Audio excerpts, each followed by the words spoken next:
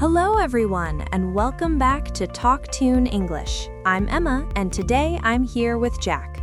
Hi, Emma. Hi, everyone. It's really nice to be back with you all. Today's topic is something many English learners think about but don't always talk about openly. How to speak English with confidence, not just in class, but anywhere in real life. Yes, because knowing English and feeling confident using English are two very different things. Exactly. You might understand grammar, remember vocabulary, even do well on tests, but when it's time to speak, everything suddenly feels harder. Your mind goes blank, your heart beats faster, and simple sentences disappear. Suddenly, you forget how to say hello, even though you've known it for years. That feeling is extremely common, and if you've experienced it, there's nothing wrong with you. Yes, confidence is not something you either have or don't have. It's something that changes depending on experience, mindset, and practice. Emma, let me ask you something.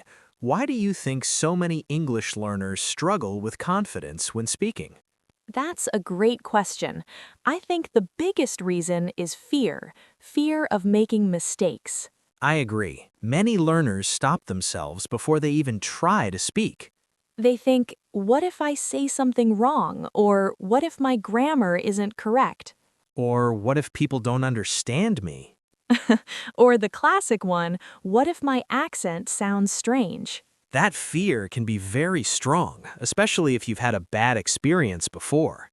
Yes, maybe someone corrected you too much, or you felt embarrassed once and that memory stays with you.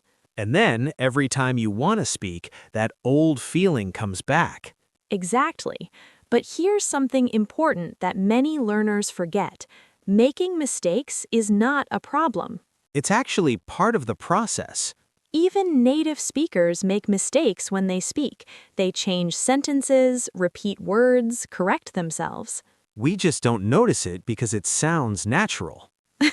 Nobody says, "Oh no, I used the wrong tense. I should stop talking now." Right, communication keeps moving. Another reason learners lose confidence is because they think they don't know enough words. Yes, they believe they need advanced vocabulary to sound confident. But confidence doesn't come from big words. It comes from being understood. Exactly. Simple English is often the most effective English. If you can explain your idea clearly with simple words, that's confidence. And most real conversations don't use complicated language anyway. Another big factor is nervousness. That physical feeling. Yes, sweaty hands, fast heartbeat, tight chest. Your body reacts like something dangerous is happening. But in reality, you're just ordering food or answering a question. Exactly. Your body doesn't know the difference. So fear, lack of confidence, and nervousness often come from the same place. And the good news is, they can change. But before we talk about practical tips, we need to talk about mindset. Because confidence starts in your thoughts.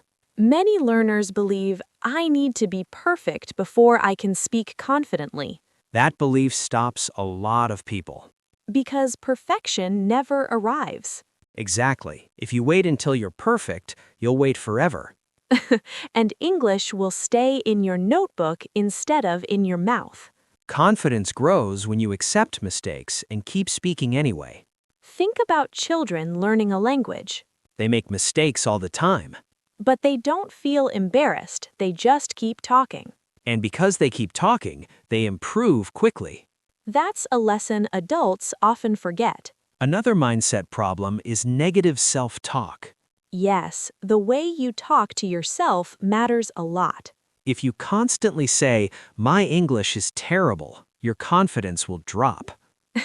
Your brain listens to you even when you don't realize it. But if you say, "I'm learning," or "I'm improving," your attitude changes. And confidence follows. Comparison is another issue.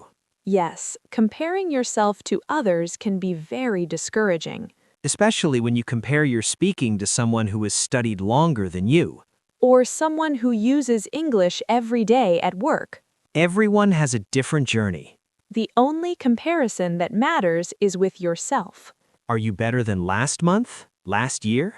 Even small improvement counts. Now let's talk about something practical. One of the simplest ways to build confidence is to speak English every day. Even if it's only for a few minutes. You don't need another person. You can talk to yourself. Describe what you're doing. I'm making breakfast. I'm walking to work. It might feel strange at first, but it works. Speaking out loud trains your mouth and your brain together. Another helpful tip is to use simple sentences. Many learners try to speak in long, complicated sentences. And then they get stuck halfway. Short sentences are clearer and easier to control. They also sound more natural in daily conversation. Many native speakers do this all the time. Confidence is not about sounding fancy.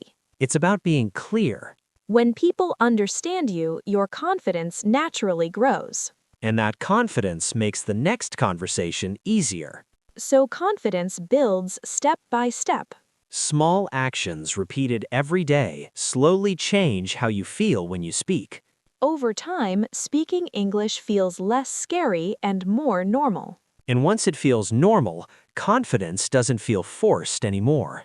It feels natural. Yeah, and when you reach that point, speaking English starts to feel like communication, not a test. When confidence starts to grow a little, the next challenge usually appears in real-life situations. Yes, because speaking alone at home feels very different from speaking to real people. Exactly. At home, no one is listening. No one is waiting for your answer. But in real life, there's pressure. Pressure from time, from people, from your own thoughts. That's why many learners say, I'm okay practicing, but I freeze in real situations. Your English works perfectly until another human appears. Exactly. So let's talk about how to stay confident in those moments. Let's start with one of the most common situations, talking to strangers. Ordering food, asking for directions, buying something in a store. These moments seem small, but they can feel very stressful. Because everything happens quickly. And you don't have time to think about perfect grammar. That's why the key here is short and clear sentences. Yes, you don't need to sound polite and perfect at the same time. You just need to be understood. For example, instead of saying a long sentence, you can simply say, "Where is the restroom?" Or, can I get a coffee, please? Simple English works very well in real life. And if you don't understand what the other person says, don't panic. This is very important. You can say, sorry, could you repeat that? Or, can you speak a little slower? Most people are happy to help. Yes, asking for clarification is not a weakness. It's part of communication.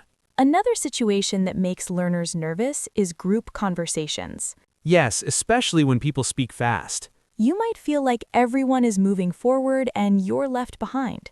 And then you stop trying to join the conversation. You become a very polite listener. Exactly. But here's the truth. You don't need to speak all the time in a group. Listening is also part of the conversation. A good strategy is to listen first and understand the topic. Then you can join with short responses. Like, I agree, or that's interesting. These small phrases keep you connected. Another useful trick is repeating part of what someone said. Yes, for example, I agree with you about practicing every day. This gives you time to think and sounds very natural. It also shows that you are really listening. And people appreciate that. Now let's talk about a situation that many learners find the most stressful. Formal situations. Job interviews, meetings, presentations. In these situations, confidence feels very important. But also very difficult. The good news is confidence here comes mostly from preparation. Yes, you don't need to prepare everything, but preparing common questions helps a lot. Practicing your answers out loud is very powerful. Your brain needs to hear your own voice. Speaking slowly is also important. Many people speak too fast when they're nervous. And that makes them sound less confident. Slowing down gives you more control. It also helps the listener understand you better. Body language matters too. Yes, sitting or standing straight changes how you feel. Eye contact and a small smile can make a big difference. Even if you feel nervous inside, your body can send a confident message. Another big challenge is the fear of being judged. Many learners worry too much about what others think. They think everyone is listening closely to their mistakes. But most people are not. They're usually thinking about themselves. Exactly. People care more about your message than your grammar. And making mistakes doesn't mean you failed. It means you're trying. A helpful way to reduce fear is practicing in supportive environments. Friends, classmates, or online groups where people encourage each other. When you feel safe, speaking becomes easier. And confidence grows naturally. Another important habit is being kind to yourself. Many learners are very hard on themselves. They notice every mistake and forget every success. But progress is not about being perfect. It's about improving little by little. Now let's talk about daily habits that help build confidence over time. Small habits make a big difference. You don't need hours of study every day. Even 10 or 15 minutes can help. One great habit is talking to yourself in English. It sounds funny, but it really works. You can describe your day, your plans, or your feelings. This helps your brain think in English faster. Another powerful habit is shadowing. Listening to native speakers and repeating after them. This improves pronunciation, rhythm, and confidence. Reading out loud is also very helpful. It helps you practice speaking clearly. Recording yourself is another good habit. When you listen later, you can hear your improvement. That's very motivating. Over time, these habits make speaking feel normal. And when something feels normal, it feels less scary. Confidence grows quietly through repetition. You don't always notice it at first. But one day you realize you're speaking more easily than before. And that's a great feeling. Yeah, it's the moment when English stops feeling like a performance and starts feeling like a real conversation. One thing I notice about confident speakers is that they don't wait for confidence to appear before they speak. Yes, they speak first, and confidence slowly follows.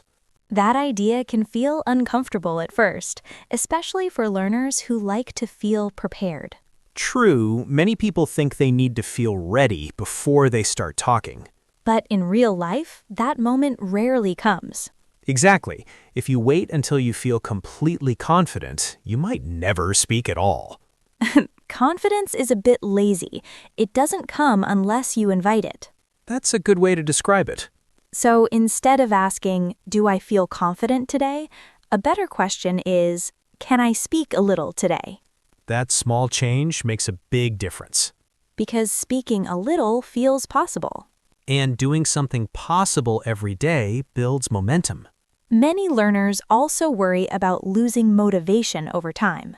Yes, they start strong, then slowly stop practicing. Usually because they expect fast results. But language learning doesn't work that way. It's more like exercise. You don't get strong after one workout.